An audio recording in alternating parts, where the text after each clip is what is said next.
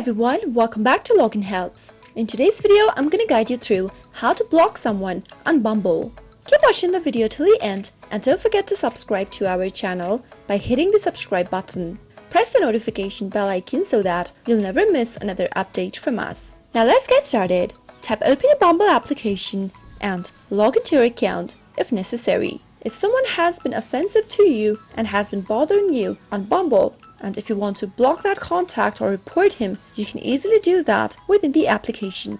Simply open the profile of the person that you'd like to report or block. Once you open up their profile, scroll all the way down and at the bottom, you'll be able to see Unmatch and Report button. Tap it on and from the expanded menu, tap on Block and Report. You can choose from the following options displayed while you're choosing the region for reporting and blocking a user. Tap on any options and tap on Block in order to block them on Bumble. That is how you can easily block a contact on Bumble.